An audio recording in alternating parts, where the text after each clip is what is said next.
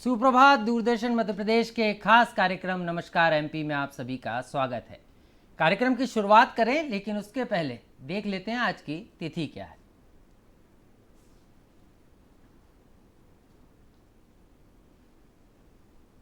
विक्रम संवत 2080 श्रावण माह शुक्ल पक्ष षष्ठी तिथि, तारीख है 22 अगस्त 2023, दिन मंगलवार। तो ये आज की तिथि हमने आपको बताई, लेकिन आज के दिन क्या कुछ खास रहा, क्या इतिहास कहता है आज के दिन का, वो भी आपको बताते हैं। और आज के इतिहास की अगर हम बात करें तो 1639 में ब्रिटिश ईस्ट इंडिया कंपनी ने तमिलनाडु की राजधानी चेन्नई, जो तत्कालीन मद्रास था, उसकी स्थापना की थी। इसके अलावा अगर हम बात करें तो 1839 में इतिहास का पहला हवाई हमला ऑस्ट्रिया ने इटली के शहर वेनिस में चालक रहित गुब्बारों से किया था। इसके अलावा अगर हम बात करें तो 1851 में नेटाल यानी साउथ अफ्रीका में सोने की खानों के इलाके की खोज की गई थी। इसके अलावा 1951 की बात करें तो राष्ट्रपति महात्मा गांधी ने विदेशी वस्त्रों की होली जलाई थी और स्वदेशी आंदोलन की शुरुआत की थी। 2008 की अगर हम बात करें तो मध्य प्रदेश सरकार ने एक बड़ा निर्णय लिया था। वनवासियों के लिए साधारण वन अपराध मामले और मुआवजा वसूली खत्म करने का निर्णय ये लिया गया था। तो ये आज का इतिहास हमने आपको बताया, लेकिन कार्यक्रम की शुरुआत जिस तरीके से हम शुभ विचार के साथ करते हैं, तो आज के एक विचार पर भी एक नजर डाल लेते हैं। मेहनत वो सुनहरी चाबी है जो बंद भविष्य के दरवाजे भी खोल देती है। तो हमने आपको बताया कि मेहनत वो चाबी है जो बंद भविष्य के दरवाजे खोल देती है, तो इसलिए मेहनत करना ज़रूरी है। और जिस तरीके से सुबह की शुरुआत सूरज की किरणों के साथ होती है, वैसे ही कार्यक्रम की शुरुआत शुभ विचार से आज हमने की। और मेरे साथ आज खास मेहमान जुड़ गए हैं, मध्य प्रदेश के एमएसएमई मिनिस्टर हैं ओम प्रकाश सकलेचा जी। सर, बहुत बहुत स्वागत है आपका। नमस्कार। और इसके अलावा पद्मश्री विजेता और मध्य प्रदेश की जाने मानी संस्कृति से जुड़ी हुई कलाकार भूरी बाई जी भी हमारे साथ हैं। नमस्कार। तो दोनों मेहमानों का बहुत बहुत स्वागत है। सर, आपसे शुरुआत करना चाहूँगा, क्योंकि बात रोजगार की भी है, क्योंकि विषय दर्शकों को अभी मैंने नहीं बताया है, गेस्ट से मिलवा ज़रूर दिया है, लेकिन विषय आज हम जो ले रहे हैं उसमें बात होगी रोजगार की, उसमें बात होगी संस्कृति की, और बात होगी इतिहास की, साहित्य की भी। तो सीधे तौर पर अगर हम बात करें तो जिस तरीके से रोजगार को लेकर लगातार ये सवाल भी उठता है कि रोजगार नहीं है, लेकिन कैसे सरकार रोजगार बेरोजगारों को उपलब्ध करा रही है, इस पर आज हम चर्चा करेंगे। एमएसएमई मिनिस्टर हमारे साथ हैं। सर, सबसे पहले आपसे शुरुआत करना चाहूँगा, क्योंकि बात जब होती है रोजगार की तो कहीं ना कहीं युवाओं के चेहरे पर एक माथे पर चिंता की लकीर नज़र आती है साफ तौर पर, और कहा जाता है कि रोजगार उपलब्ध नहीं है, शिक्षा ले ली। तो इसमें एमएसएमई डिपार्टमेंट, क्योंकि नाम तो है एमएसएमई, तो इसकी अवधारणा कैसे पड़ी, क्या ये डिपार्टमेंट करता है और कैसे रोजगार उपलब्ध करा रहा है?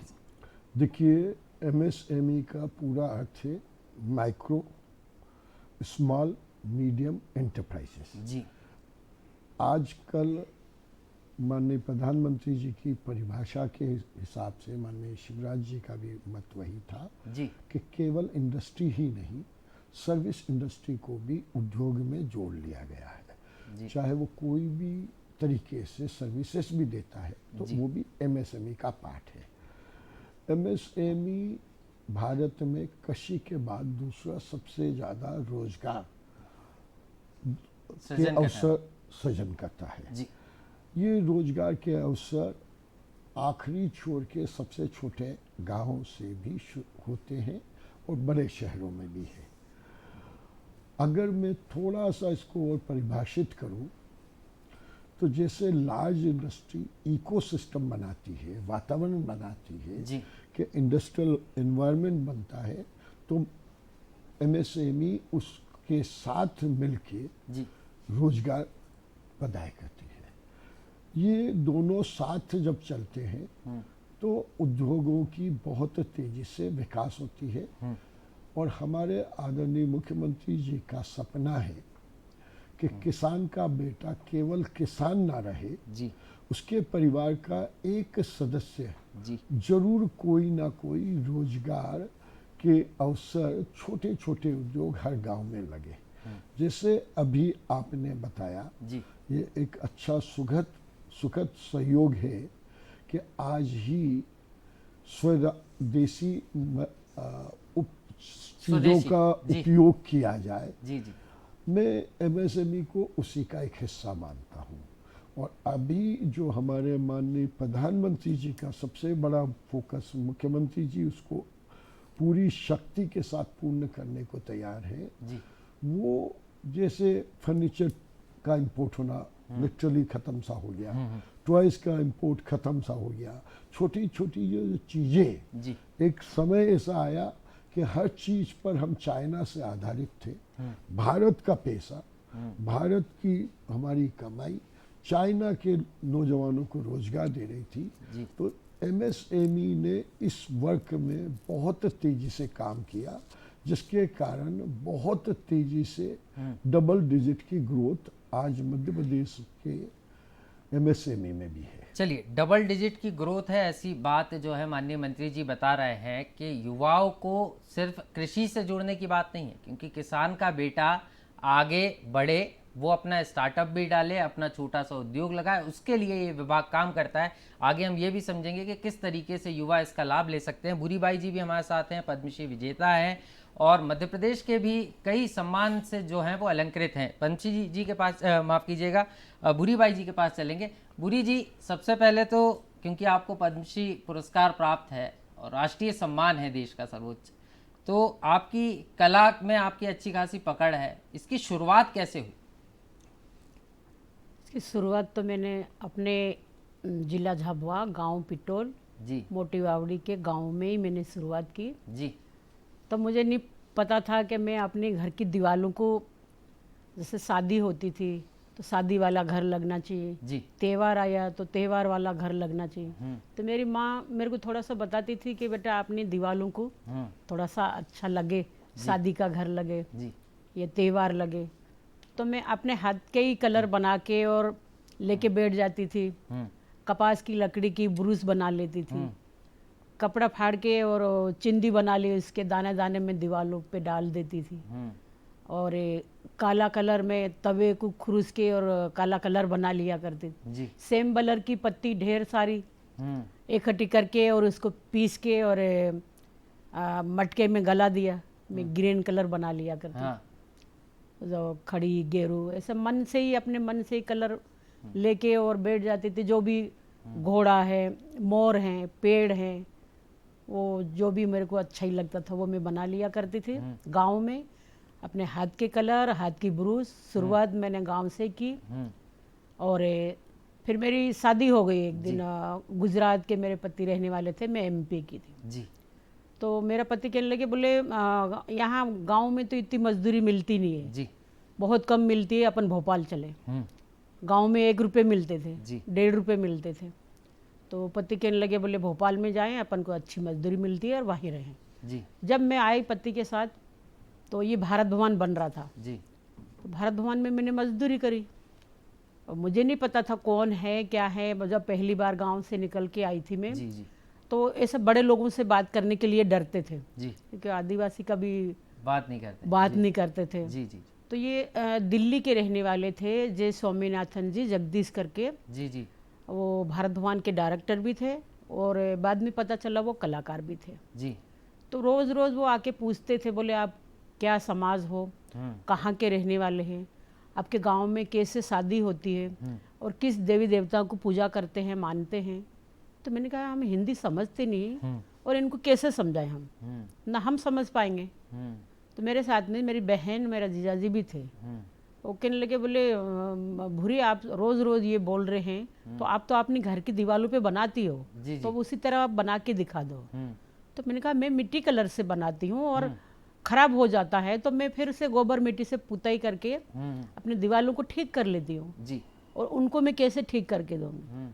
तो कहने लगे, बोले नहीं आप खराब हो, जैसा भी हो, कैसे भी बने, आप बना के दो। अच्छा वो बहुत जिद करने लगे। तो मैंने कहा मैं आपको बना के दूं, लेकिन मेरी हाजिरी कौन देंगे, मैं तो मजदूरी करने आई हूँ। जी कहने लगे आपको क्या हाजिरी मिलती है? तो मैंने कहा मेरे को 6 रुपये मिल रहे हैं। जी मैं मजदूरी करती थी तो मेरे को 6 रुपये मिलते थे। जी। बोले आपको 6 रुपये मिल रहे हैं तो हम आपको 10 रुपये देंगे। मैंने कहा मेरे को 10 रुपये नहीं चाहिए, मेरे को 6 रुपये चाहिए। नहीं, ये तो बात पैसे की हुई, लेकिन जब कैनवास पर आपसे कहा गया कि आपकी कला को उकेरो, वो बड़ी मेहनत का काम होता है। जैसे कि आप बता भी रही हैं कि दीवार पे बनाना आसान रहता था, मिट भी जाता था, लेकिन जब कागज़ पे कहा तो आपको कहीं ना कहीं डर था। मैंने पहली बार मतलब कागज़ पे बनाने के लिए शुरू किया है, हाँ तो एक तो डर भी लग रहा है और अंदर से ऐसे लग रहा है कि उनको ये ख़राब हो जाएगा तो मैं कैसे ठीक करके दूँ। तो बहुत शुरुआत के चित्रों में, और मैंने पहले ही चित्र भारत भवन में रंग कलर ब्रुश से बना के दिए, लेकिन डरते डरते ये खराब हो जाएगा, मैं कैसे करूँगी, कैसे ठीक करके दूँगी। लेकिन वो जैसे मैं इधर बैठ के और मैंने बनाया तो वो सीधा बन गया, उधर बैठ के बनाया तो सीधा बन गया, चारों तरफ घूम के मैंने बनाया तो वो चित्र उल्टा बन गया जी। लेकिन उनको बहुत पसंद आया।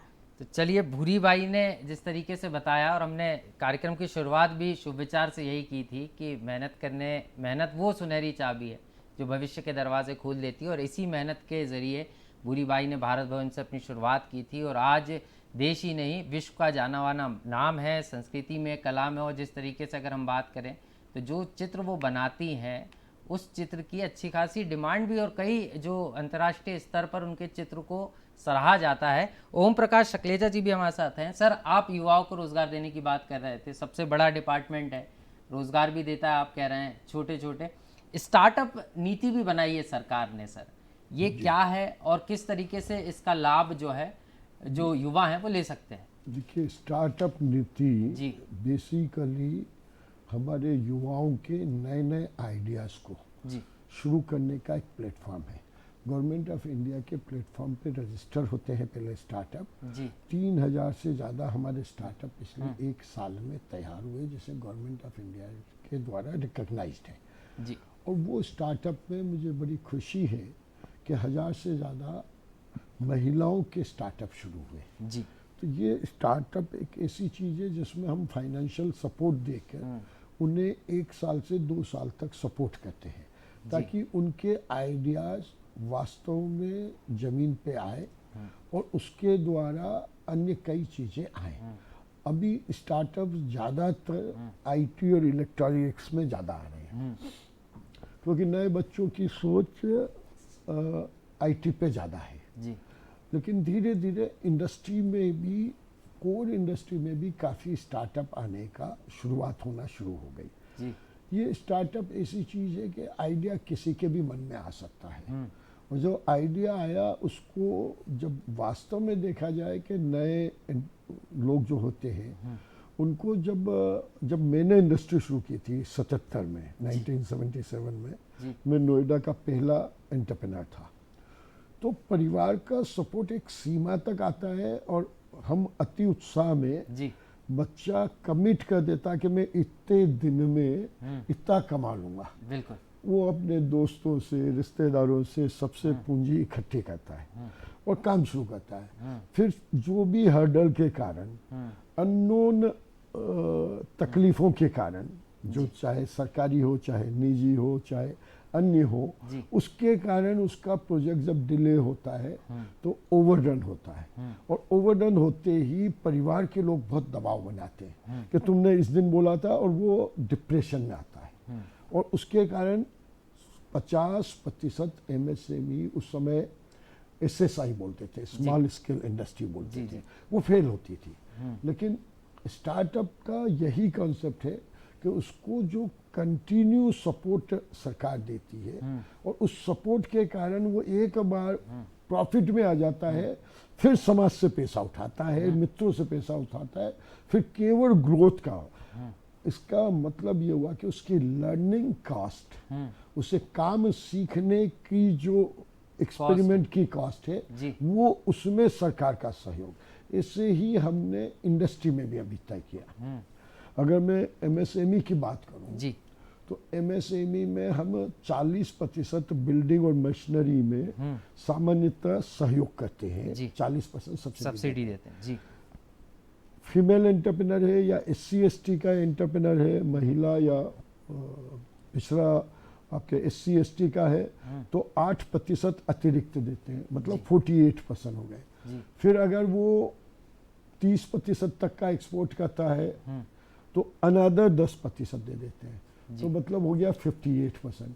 अगर वो और ज़्यादा एक्सपोर्ट करता है अनदर 10%, मतलब 68% तक का कैपिटल सब्सिडी अगर हम दे देते हैं तो वो इंडस्ट्री की वाइबिलिटी चाइना से सस्ती कॉस्ट ऑफ प्रोडक्शन आ जाती है, फिर एक्सपोर्ट का सपोर्ट करते हैं। सर तो एक्सपोर्ट ये का भी सपोर्ट कर रहे हैं, लेकिन यह बात एक ये निकल कर आ जाती है कि जब सपोर्ट की बात आती है, कोई भी प्रोडक्ट है स्टार्टअप के जरिए युवा ने तैयार कर लिया, सबसे ज़्यादा परेशानी आती है उसको बेचने में। जी, क्योंकि जब बेचने की बात आती है तो खरीदार नहीं मिलते, और खरीदार मिल भी गए तो वे कहीं ना कहीं मन में एक ये चीज़ लगी रहती है कि ये प्रोडक्ट ठीक होगा कि नहीं होगा। तो उसको लेकर शासन की कहनी। देखिए इसमें भी सरकार की पॉलिसी बहुत साफ है जी कि अभी MSME ने अमेजॉन, फ्लिपकार्ट जैसी सब कंपनियों के साथ ऑनलाइन मार्केटिंग का टाई अप किया है। जी वो यहाँ बैठा है, पूरी दुनिया में उसका प्रोडक्ट डिस्प्ले हो, उसकी ट्रेनिंग हम MSME के जितने भी एंटरप्रेन्योर हैं उनकी ट्रेनिंग हम फ्री ऑफ कॉस्ट उन दोनों कंपनियों से कराते हैं। पहले 1 साल वो उन कंपनियों के प्रोडक्ट बेचने पे कोई कमीशन भी नहीं लेते हैं, क्योंकि वो लार्ज कारपोरेट है, वो सपोर्ट कर सकते हैं। जी तो ये छोटे छोटे लोगों का सपोर्ट करके उनको एक बार प्रॉफिट कमाने की आदत आ जाए। जी एक बार प्रॉफिट आ जाता है जी तो पूरा समाज और उसके सब रिश्तेदार उसके सहयोग और उसके गुण गाने लगते हैं, उसी से उसकी एनर्जी में वृद्धि होती है। शायद यही कारण भी है कि अब सरकार इस बात को भी कह रही है कि रोजगार लेने नहीं, रोजगार देने वाले भी बने। बिल्कुल सही बात है, जी क्योंकि हम जितनी इंडस्ट्री, जितने क्लस्टर्स अलग अलग तरीके से हर संभव प्रयोग कर रहे हैं जी कि हर तहसील तक इंडस्ट्री पहुंचे, क्योंकि भारत की पुरानी परंपरा भी गृह उद्योग थी। चलिए सर, गुलामी के पहले वही सबसे ज्यादा चलता था, बिल्कुल सही कह किसी रहे हैं, भी गांव में बेरोजगारी नहीं थी। बिल्कुल सही कह रहे हैं सर। तो अब गांव तक, तहसील तक रोजगार पहुंचे, और इसके लिए स्टार्टअप नीति भी जो है सरकार ने तैयार की है। इसके बारे में हम चर्चा कर रहे थे। भूरी बाई जी भी हमारे साथ हैं, पद्मश्री विजेता हैं, कई मध्य प्रदेश के अलंकृत समारोह से सम्मानित हैं। भूरी जी, जिस तरीके से आपने पहले भी बताया कि हम लगातार आप कोशिश कर रही थी, भारत भवन में आपको एक मौका मिला, और उसके बाद ये जो यात्रा है आपकी आगे बढ़ने की वो चलती चली गई।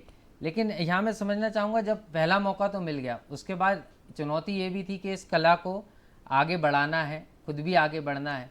तो बीच में जैसे कि आपने भी बताया कि आपको हिंदी नहीं आती थी, तो एक सबसे बड़ी समस्या भाषा की थी, और दूसरी चुनौती जिस कबीले से या जिस क्षेत्र से आप आती थी वह महिलाओं को इतना आगे बढ़ाया नहीं जाता। तो घर पे भी थोड़ी सी परेशानी तो होती होगी, लोग कहते होंगे कि ये नया काम क्या है।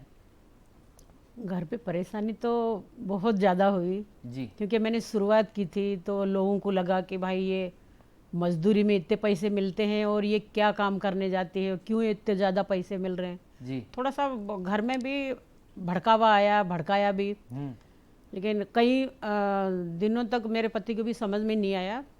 तो ये स्वामी जी ने ये बोला है, बोले भाई इनको क्यों रोक रहे हो, जी क्यों कला नहीं बनाने दे रहे हो। तो भाई भाभी ने, उनके सबने भड़काया पति को। तो स्वामी जी ने कहा, बोले मेरे पास आओ। तो स्वामी जी ने मेरे पति को 3 महीने नाइट में उनको लगाया और रखा, और सारी कला ये सब दिखाई। बोले ऐसे ऐसी कला होती है, देश विदेश से लोग आते हैं, बनाते हैं।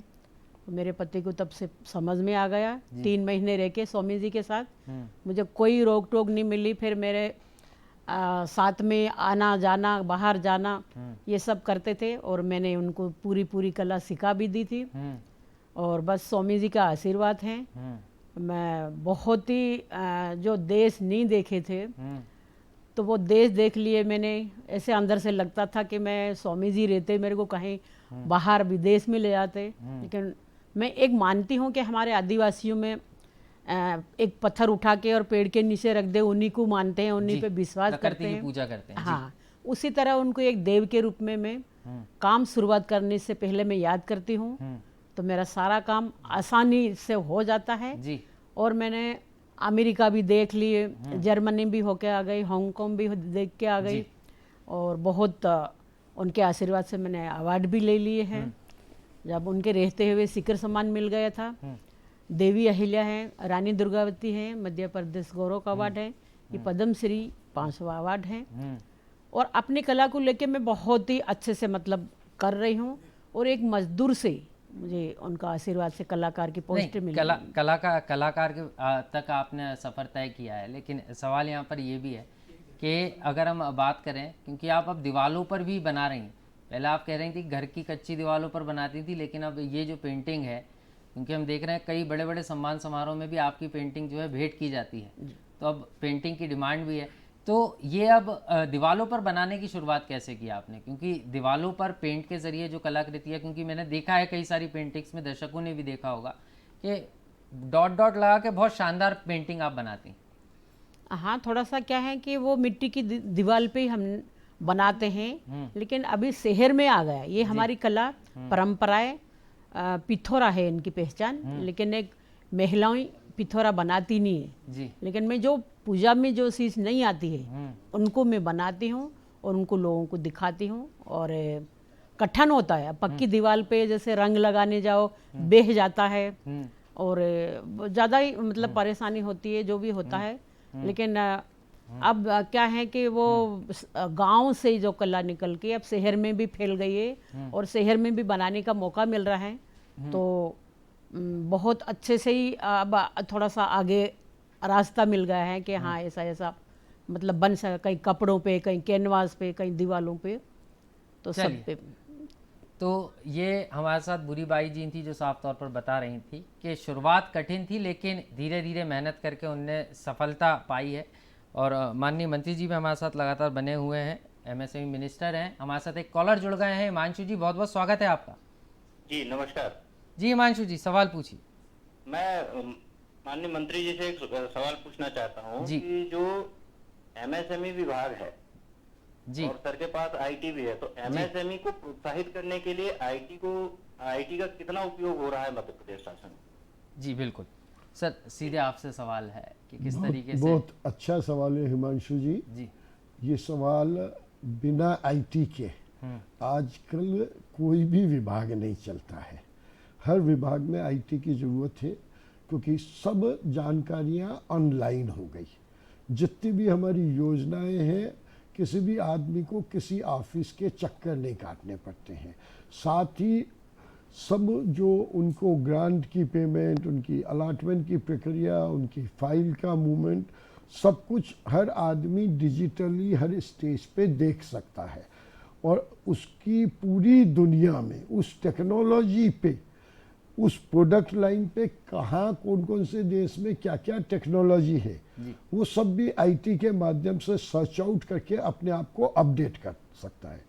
एक छोटी सी बात और मैं बताकर आपके इस सवाल को यही समाप्त करूंगा जी कि आज के 30 साल पहले इंडस्ट्री एसएसआई जब कहते थे, वो 80% शॉर्ट ऑफ कैपिटल, पूंजी की कमी के कारण फेल होती थी।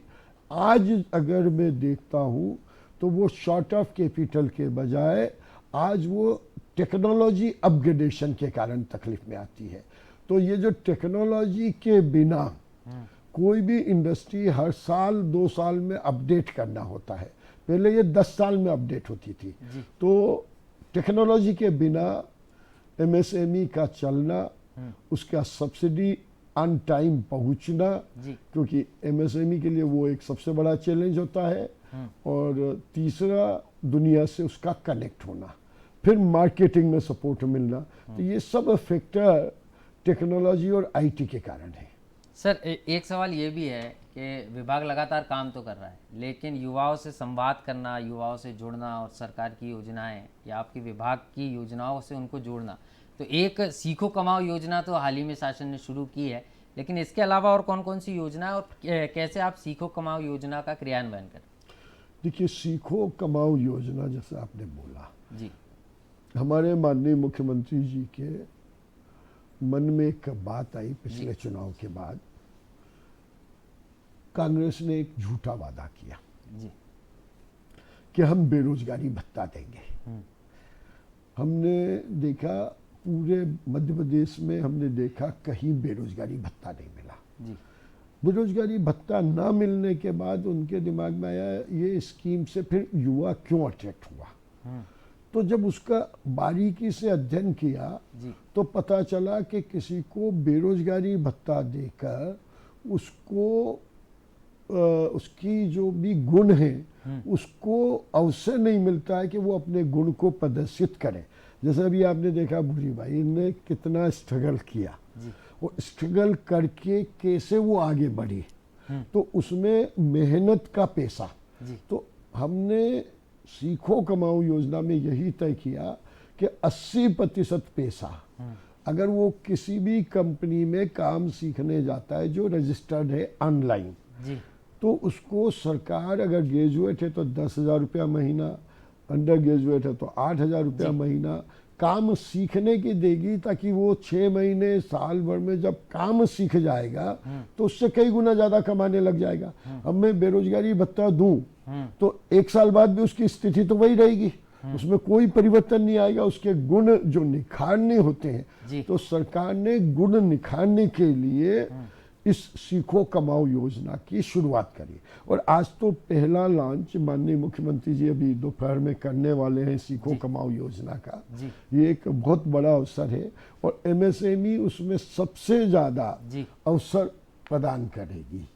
सर एमएसएमई अवसर तो प्रदान करेगी, लेकिन सर सवाल ये भी आता है कि जैसे हम देख रहे हैं रोजगार एक बड़ी समस्या भी है और अब सरकार की कोशिश है कि सीखो कमाओ योजना के जरिए रोजगार उपलब्ध कराएं। लेकिन सर एक चीज़ आती है कि जहां ट्रेनिंग के लिए भेज रहे हैं कई बार वहां पर एटमॉस्फेयर ठीक नहीं होता या बच्चे वहां से आधे समय ही काम करके छोड़ देते हैं, तो ऐसे में एक मॉनिटरिंग सेल भी के सरकार ने तैयार किया है कि वहां पे वास्तव में सिखाया जा रहा है कि नहीं। बिल्कुल बिल्कुल, उसका बीच बीच में एक अलग अलग लेवल पे इंस्ट्रक्शन होगा। आप समझिए, देखिए टेक्नोलॉजी का अंतर समझिए। टेक्नोलॉजी के कारण बड़े स्मूथली लाखों के पंजीयन हो गए जी। टेक्नोलॉजी के कारण दोनों की आपस में ऑनलाइन मीटिंग हो रही है।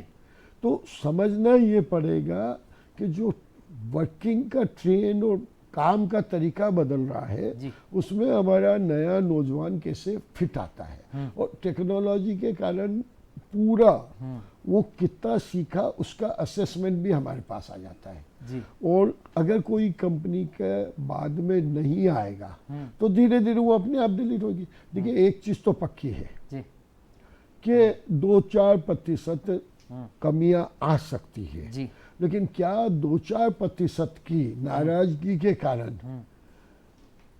95% को भूल जाए, समाज को स्थिर कर दे? या समाज तो चलेगा, काम तो बढ़ेगा, लोग सीखने वाले सीखेंगे।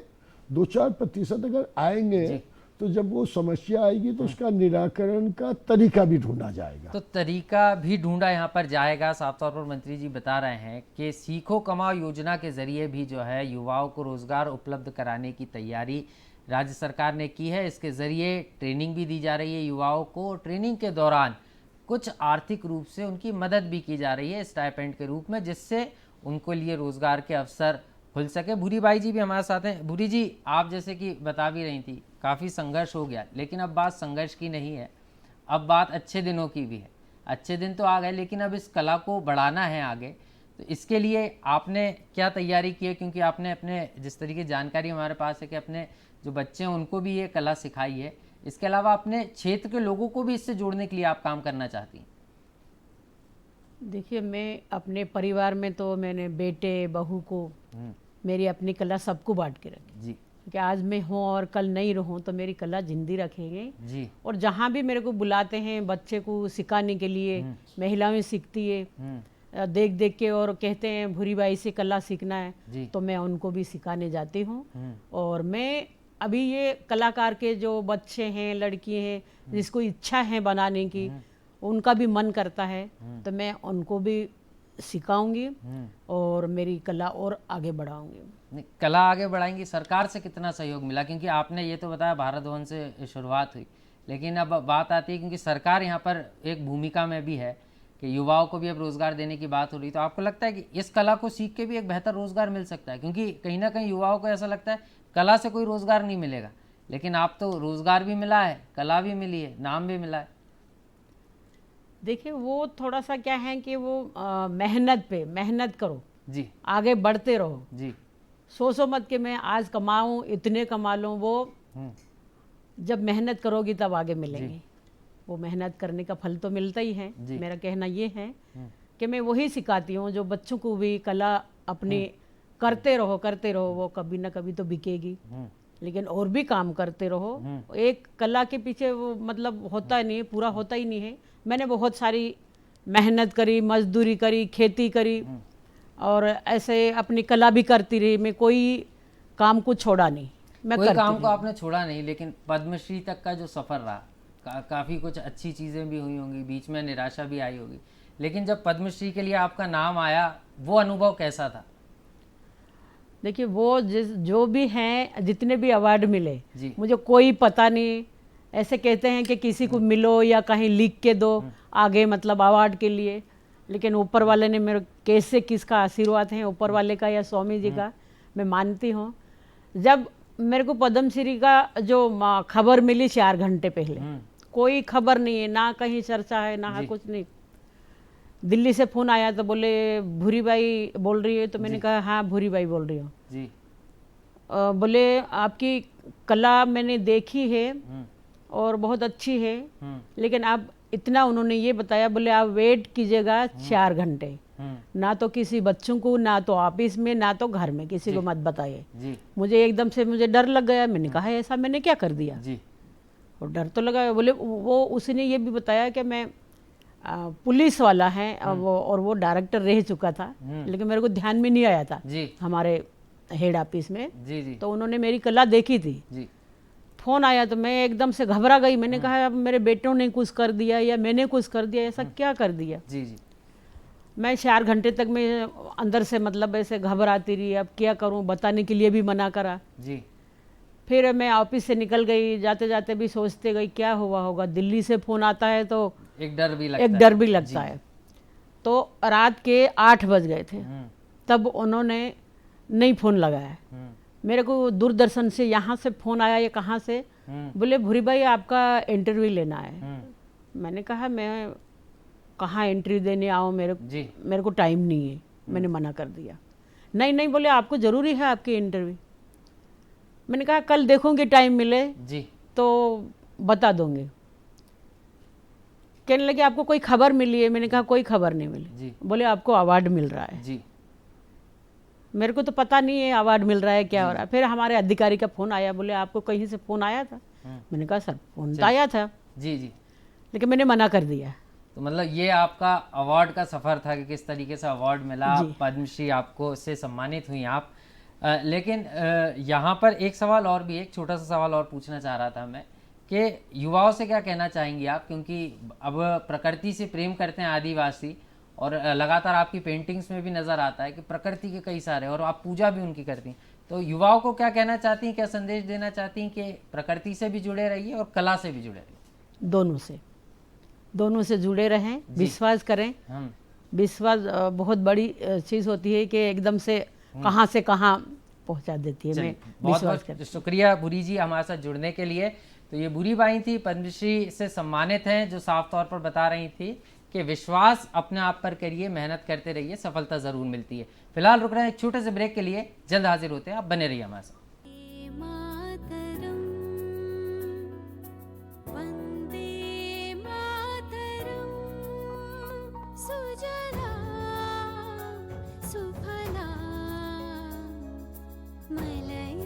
शीतला शस्य श्यामलां मातरं वन्दे मातरं वन्दे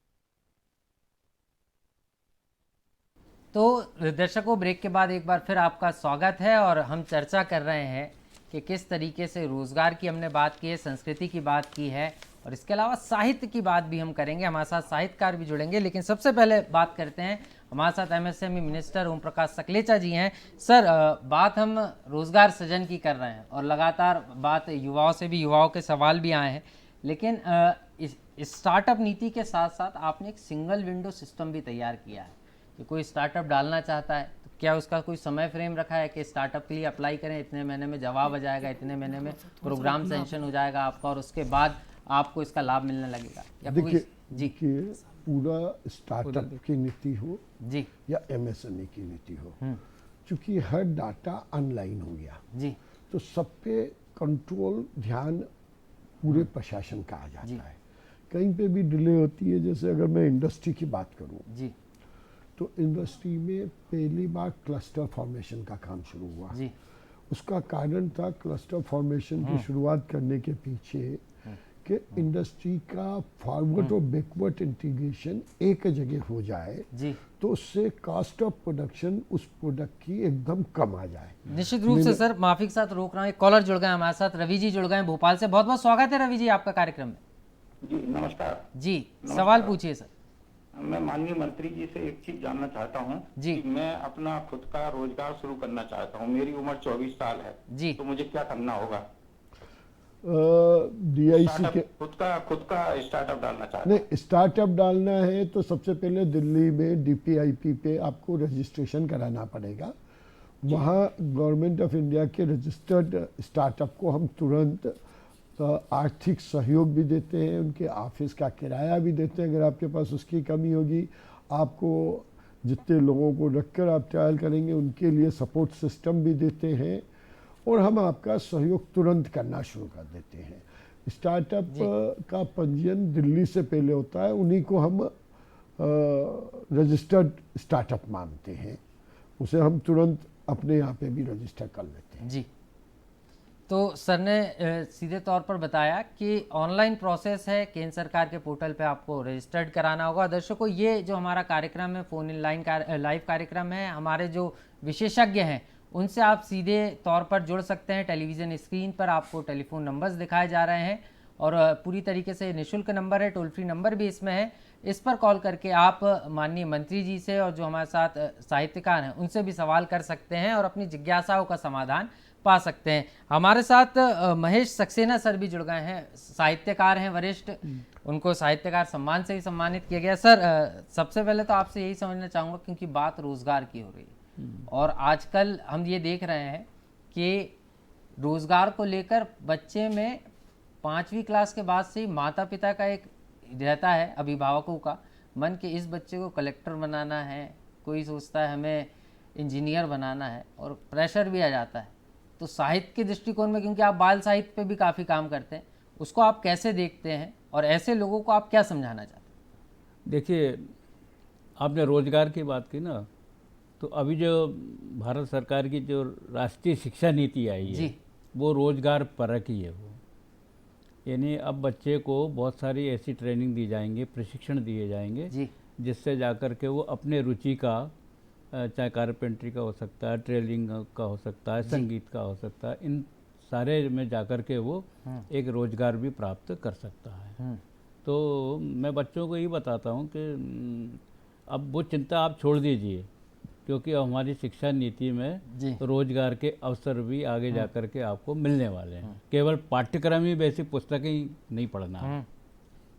जी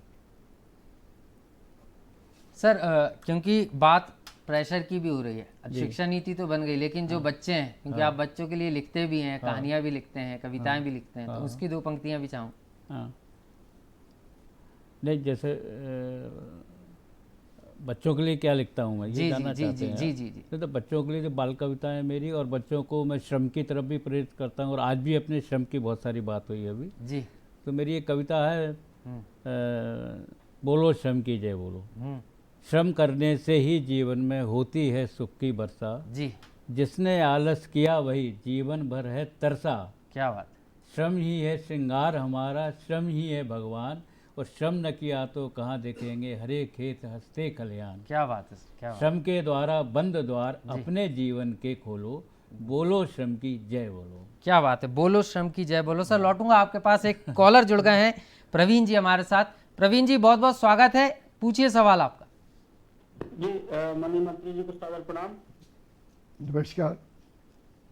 जी भाई साहब, मेरा निवेदन ये था कि हम लोग सोलर से रिलेटेड हम लोग काम करते हैं, तो सोलर के लिए भी एमएसएमई में कोई ऐसा प्रावधान है क्या, सोलर इंडस्ट्रीज वगैरह के लिए, जिसमें से हम लोगों को कोई लाभ मिल सके? देखिए, इंडस्ट्री लगाना और सर्विस देना दो अलग अलग विषय है।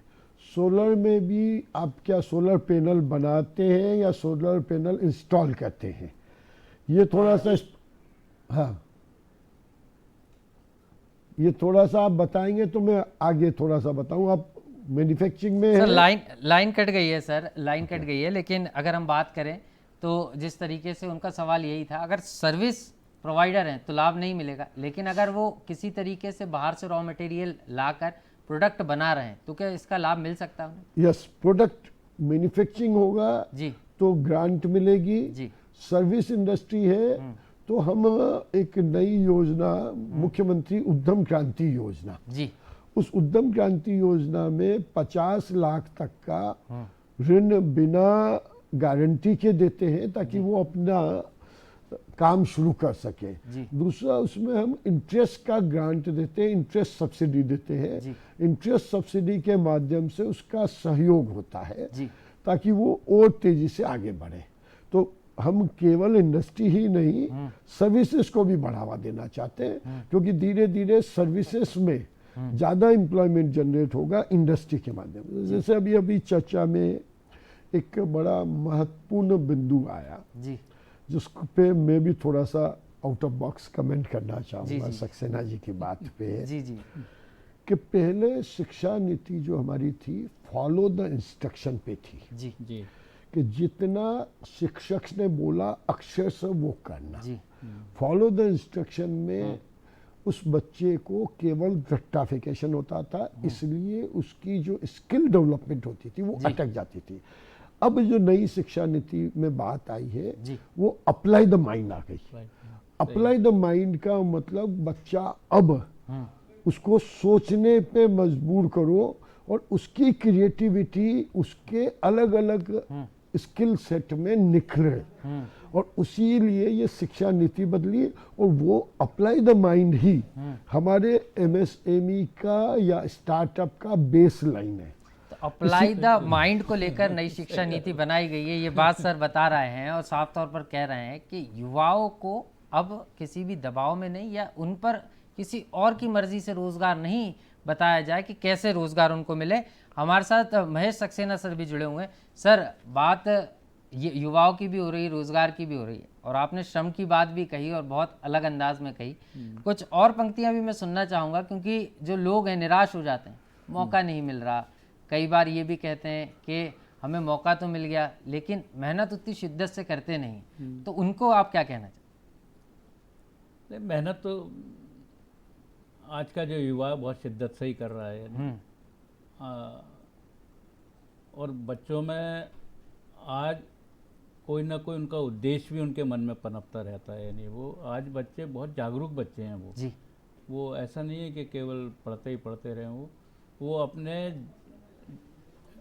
आगे उनको क्या भविष्य में करना है, और छोटे माने 8वीं 10वीं 11वीं के बच्चे भी इस तरफ चिंतित रहते हैं जी कि उनको कौन सा रोजगार मूलक कहाँ जाना है, उनको आईटी में जाना है, मेडिकल में जाना है, इंजीनियरिंग में जाना है, कौन सी जगह जाना है। तो वो परिश्रम बहुत कर रहे हैं आज के बच्चे, ऐसा नहीं है। यानी वो सब परिश्रम तो कर रहे हैं, लेकिन कई बार उम्मीदों के फलस्वरूप जो है परिणाम नहीं आते, तो निराशा भी आ जाती है मन में। तो ऐसे बच्चे निराश ना हो, उनको कविता के जरिए आप क्या कहना चाहें? हाँ, नहीं तब उनको तो कविता के जरिए तो क्या, मैं तो बच्चों को निराश कभी भी नहीं होना चाहिए। जी। और इसमें सबसे बड़ी भूमिका जो होती है वो माता पिता की, पेरेंट्स की बहुत ज़्यादा होती है। जी। वो बच्चों को कभी कभी क्या होता है, हम अपनी इच्छा उनके ऊपर थोपते हैं बच्चों के ऊपर, इसलिए वो ज़्यादा निराश होते हैं। निश्चित हम- रूप से हम सर- कहते हैं नहीं आपको PSM ही लेना पड़ेगा, आपको बिल्कुल। ये पढ़ना नहीं, पड़ेगा। इच्छा थोपते हैं, लेकिन कई बार हम ये कहते हैं कि चंद लाइनें हम ऐसी भी पढ़ लेते हैं हाँ कि लगातार कंसंट्रेट करके पढ़ाई भी कर रहे हैं, लेकिन जब बहुत ज़्यादा कंसंट्रेशन भी हो जाता है तो मन में व्यथित भी हो जाता है मन, और एक प्रेशर भी हो जाता है। तो उस प्रेशर को दूर करने के लिए पहले संगीत भी सुना करते थे, तो संगीत नहीं हुआ करता तो कविताएं पढ़ते थे, कहानियां पढ़ते थे।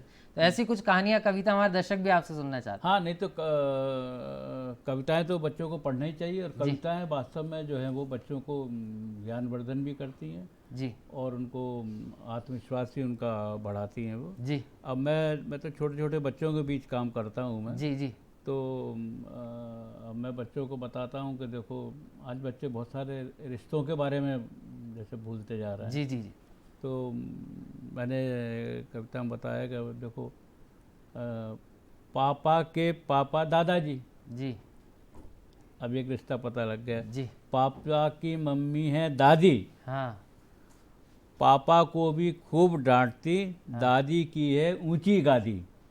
अब इसमें बच्चे को ये संस्कार मिल रहा है जी कि परिवार में दादी का दर्जा जो महत्वपूर्ण। पापा को भी डांट देती जी, है, यानी जी, जी। बच्चे के है ना। जी जी अब मौसी के बारे में बच्चे आज बहुत सारे रिश्तों को भूलते जा रहे हैं जी, जी। बच्चे।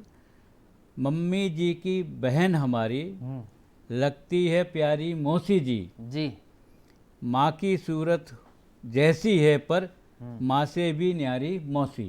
क्या बात है। तो इस तरह से ही बच्चों को बताते हैं कि वो उनका आत्मविश्वास, और जो हमारे महापुरुष हैं जी उनके बारे में भी मैं उनको बताता हूँ, उनके जीवन के बारे में, उनके बचपन के बारे में बताता हूँ। जी जी किस तरह से गांधी जी आगे बढ़े, किस तरह से राजेंद्र बाबू ने अपना जीवन शुरू करा, जी। तिलक महाराज ने कैसे करा, विनोबा जी कैसे बढ़े। तो ये सब बातें बच्चों को प्रेरित करती हैं आगे बढ़ने के लिए।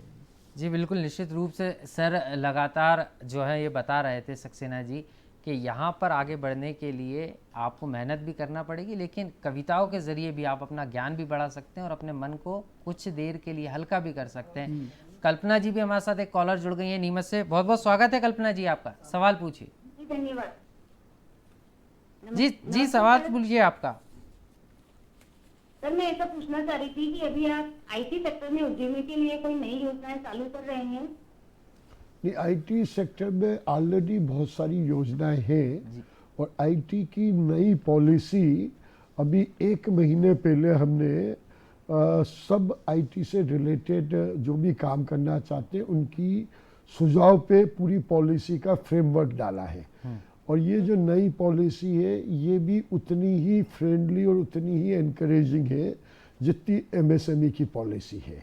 और ये मेरा ख्याल है अगले 10-15 दिन में लागू हो जाएगी, क्योंकि सब सुझाव हमने आमंत्रित कर लिए। सुझाव के लिए भी हमने पूरी 1 दिन का सेमिनार इंदौर में किया था और उसको लाइव किया था और नेट पे सबके सुझाव लिए थे। जी तो बहुत बड़ा आईटी रोजगार देने वाला है। सर आईटी रोजगार देने वाला है, और आईटी की बात सर हो भी रही है, लेकिन सरकार भी अब आईटी का इस्तेमाल बहुत ज़्यादा कर रही है बिल्कुल गुड गवर्नेंस के लिए। और ख़ास तौर पर तो यहाँ पे अगर हम गवर्नमेंट बॉडी में देखें तो यहाँ पर क्योंकि आईटी का यूज़ होता है तो निश्चित रूप से रोजगार सृजन भी होता है। तो विभाग इस क्षेत्र में कैसे काम कर रहा है सर? देखिए, आईटी का सबसे पहला और सबसे बड़ा, पूरे मध्य प्रदेश की हर महिला से पूछो जी कि लाडली बहना कैसे बन गई।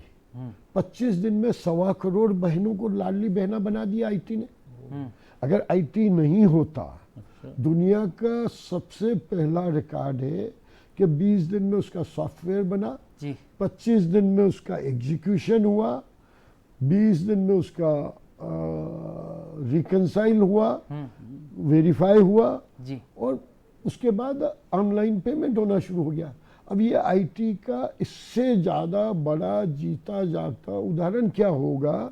एक हम गांव में या एक अपन किसी भी संस्था के सबका डाटा मांगते हैं तो बहुत लंबा समय लगता है। जी अभी आईटी का हेल्थ सेक्टर में बहुत बड़ा उपयोग हो रहा है। गवर्नमेंट ऑफ इंडिया ने एक नई आभा आईडी बनाई है। आज हम सब ट्रेवल ज़्यादा करने लगे। जी ट्रेवल करते हैं तो हम कहीं पे भी गए, अगर हमारी हार्ट में प्रॉब्लम आई तो डॉक्टर पहला सवाल क्या पूछता है?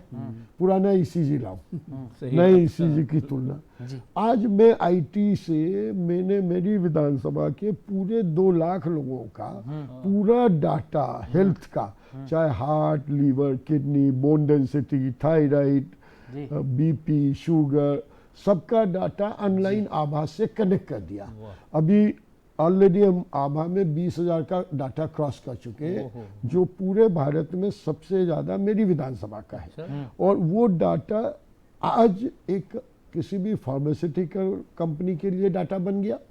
आज वो डाटा हर आदमी की हेल्थ को प्रिवेंटिव चेकअप के कारण बीमारी को उसी स्टेज पे रोक देता है। जी अब ये आईटी नहीं होता तो ये संभव ही नहीं था कि मैं 2 लाख लोगों का डाटा और ऑनलाइन करके पूरे भारत में बताना। तो ये तो सब आईटी का खेल है। जी निश्चित रूप से सर, आईटी एक महत्वपूर्ण भूमिका निभा रहा है। यही कारण है शासन भी इसका बेहतर उपयोग कर रही है कि किस तरीके से लोगों को आईटी से जोड़ा जा सके और आईटी का ज़्यादा से ज़्यादा लाभ लेकर सरकार जनता तक अपनी सेवाएं पहुंचा सके। इसके साथ साथ हमारे साथ महेश सक्सेना जी भी लगातार बने हुए हैं।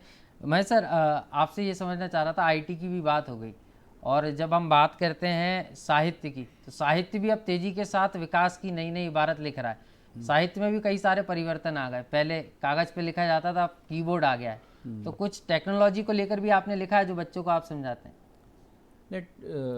साहित्य में भी बहुत परिवर्तन आ रहा है। पहले तो वो जो विषय पुराने होते थे, आज समसामयिक विषयों पर भी साहित्यकार लिख रहे हैं। नहीं जी बहुत सारी कविताएं ऐसी आ रही हैं जो विज्ञान के ऊपर हैं, बहुत सारी पहेलियाँ इस तरह की आ रही हैं जो बच्चों का ज्ञानवर्धन कर रही हैं। समसामयिक आज स्वच्छता के बारे में बहुत सारी कहानियाँ लिखी जा रही हैं। मेरी भी एक कहानी जल ही जीवन पर है, कहानी स्वच्छता के ऊपर भी है। तो इस तरह से आज का जो साहित्यकार है जी वो वर्तमान परिस्थितियों के अनुसार जी आज बच्चों की समस्याएं जो हो रही हैं, बहुत सारे श्रम की समस्याएं हो रही हैं। कई बच्चे भीख मांगते अगर कहीं दिखाई दे जाते हैं, ऐसे हैं। तो good touch and bad touch की भी कहानी आजकल बहुत सारी हो रही है और इस पे भी सर कहानी के जरिए अब छोटे छोटे बच्चों को पढ़ाया जा रहा है। ये सब बताया जा रहा है जी। और अब धीरे धीरे पाठ्यक्रम में भी ये सब चीज़ें आने वाली हैं, जी ताकि बच्चों को इस तरह की जो आगे की भविष्य की जो कोई समस्याएं जो हैं वो उनके बारे में वो सचेत हो सके। सर कार्यक्रम की अंतिम बेला में जाते जाते आपसे संदेश चाहूंगा। सर आपके पास भी आ रहा हूँ। जी सर, कार्यक्रम की अंतिम बेला में चलते चलते संदेश चाहूंगा आपसे। जी, मैं केवल ये कहना चाहूँगा कि एक तो बच्चों को कभी भी हमेशा उनको अच्छा साहित्य पढ़ने के लिए देना चाहिए। नहीं कोई भी चीज़ जो है वो अपना व्हाट्सएप है या गूगल है, इससे थोड़ा उनको बच्चों को दूर रखा जाए। पुस्तकों को पढ़ने की प्रवृत्ति बच्चों में आनी चाहिए और इसके लिए माता पिता को कम से कम 2 बाल साहित्य की किताबें अपने घर पे अगर ला करके देंगे तो ऐसा नहीं कि बच्चे नहीं पढ़ेंगे। ये कहना गलत है कि बच्चे पढ़ते नहीं हैं, हम देते ही नहीं है ना उनको। निश्चित रूप से सर, बड़ी बात आपने कही है कि आईटी का जमाना जरूर है लेकिन साहित्य पढ़ना भी जरूरी है। जी सर, मैं आईटी में कंक्लूजन पहले दे दूं जी जी कि सरकार की आईटी के कारण ही जी हर स्कीम हर छोटे से छोटे गांव के छोटे से छोटे व्यक्ति के मोबाइल पे वो चाहे तो देख सकता है। ये आईटी का कमाल है, उसे किसी ऑफिस में चक्कर नहीं काटना पड़े। आज इतना बड़ा पैसा हम ट्रांसफर कर रहे हैं, चाहे लाडली बहना में 1.25 करोड़ महिलाओं को जा रहा है, किसान सम्मान निधि का पैसा जा रहा है, किसी भी पैसे में 1 रुपए का भी कट नहीं हो रहा है। कट नहीं हो रहा है और गुड गवर्नेंस के जरिए किसी जमाने में हमारे एक कांग्रेस के प्रधानमंत्री जी ने ये कह दिया कि मैं 100 रुपए दिल्ली से भेजता हूँ, 10 रुपए गांव तक पहुँचते हैं। लेकिन अब आईटी के जरिए निश्चित रूप से सर, आईटी के जरिए अब गरीबों तक उनका पैसा जो है खाते तक पहुंच रहा है। सर कार्यक्रम की अंतिम बेला में जो बेरोजगार युवा ये प्रोग्राम देख रहे हैं या इस विभाग से योजना का लाभ लेना चाहते हैं, उनको क्या संदेश देना? देखिए, सिर्फ हमारी पॉलिसीज को पढ़े, नेट पे देखे, कहीं कोई समर्थन किसी जगह प्रॉब्लम आए, हमारे हर जिले में जीएम बैठता है, उद्योग विभाग का डीआईसी के ऑफिस में, वहां पे भी ना आए तो सीधा मेरी मेल आईडी पे वो अपनी समस्याएं लिखे। निश्चित We रूप से will सर, certainly बहुत बहुत शुक्रिया। आप support. दोनों मेहमान हमारे साथ जुड़े। तो धन्यवाद। दर्शकों, आज नमस्कार एमपी में हमने रोजगार की बात की, संस्कृति की बात की, कला की भी बात की और साहित्य की बात की। अगली बार किसी और विषय के साथ हाजिर होंगे। मुझे दीजिए इजाजत। नमस्कार। धन्यवाद।